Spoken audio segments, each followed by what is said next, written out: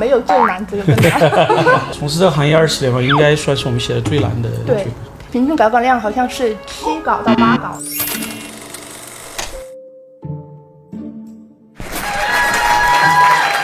在改编创作动画《诡秘之主》剧本的过程中，觉得最困难的是哪一部分？因为《诡秘之主》它整个世界观的构架是非常漂亮的。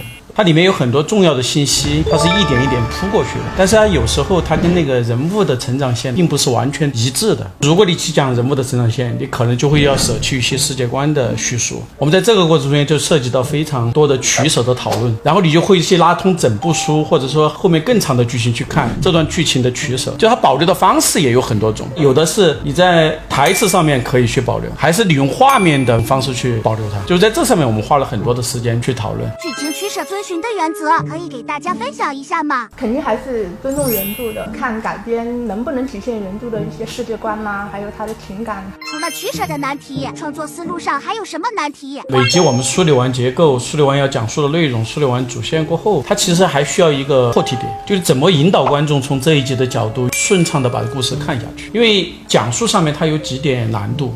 比如说人物，大家关心主角的成长，关心主角在世界观下面的一些碰撞，可能吸引度会很好。但是后面他比如说你要去讲序列，或者是你要讲一些诡秘里面的知识，可能有部分观众他可能接受度就会变低。这时候我们就需要在创作过程中间去梳理，你怎么样能够把这一切的东西通过一个比较好的点切入进去讲。我们在改编当中最难的一集做了多少版？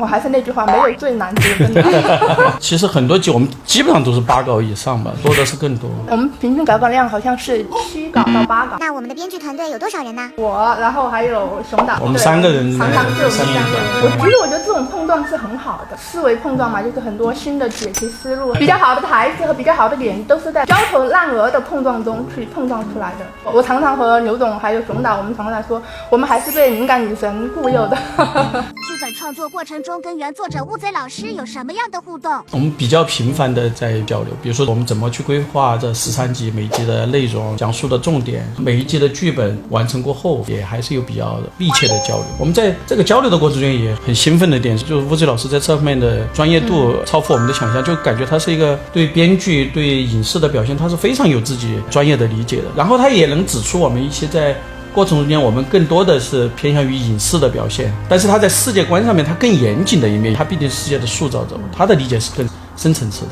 动画《诡秘之主》马上就要上线了，心情怎么样？这么一个好的 IP， 这么好的一个故事，这么好的人物，有机会能够展示在观众面前，能够跟大家产生互动，如果能够产生共鸣，这是我们最期待的一个。喜欢的角色在一个大屏幕上去活动起来、鲜活起来，就挺好的。一句话推荐《诡秘之主》动画，就是值得期待。